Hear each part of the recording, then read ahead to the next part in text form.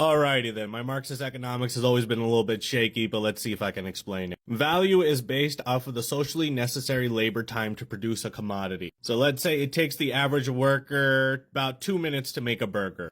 The average amount of time it takes a worker across an entire industry to make a burger is what sets the price of said burgers. But capitalism is a competitive endeavor, and so businesses are always trying to get a one-up on each other. So let's say that McDonald's suddenly invents a machine that cuts the time to make a burger in half. Suddenly, the value at which they can sell the burgers is drastically less than if it was made by a human. However, McDonald's can offset this cost by selling more burgers than they usually would since they're at a lower price. However, again, capitalism is a competition, and its competitors will very quickly adopt this machinery. So suddenly Burger King's, Wendy's, and all of McDonald's competitors have this new machine, and so McDonald's can no longer make as many profits as it could by selling more because it was able to sell them at a lower price since it's now become industry standard. Marx, in analyzing the falling rate of profit as a general trend of capitalism, recognized that capitalism is actually trending towards another thing: automation. And this automation drives said falling rate of profit. Now, automation would be a wonderful thing in the hands of the working class, because automation would mean that we have more time off for leisure.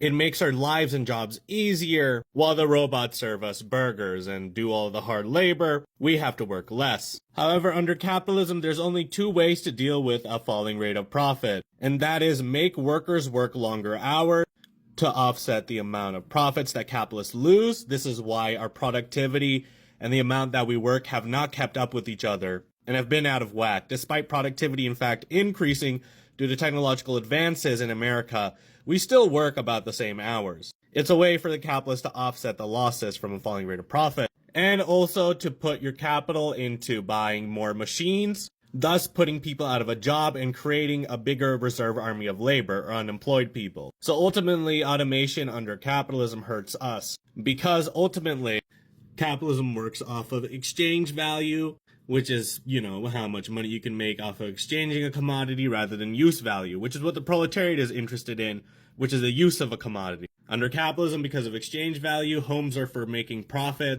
but the working class is interested in the use value of a home, which is to live in. Under capitalism, homes sit empty because they're not a use for use value, they're used for exchange value. Under socialism, homes would be just for living in. They would serve their purpose. There would, of course, still be distribution of goods, the making of goods. Socialism does not mean the end of an economy itself and everybody making things for themselves, but it would be the end of making things for profit.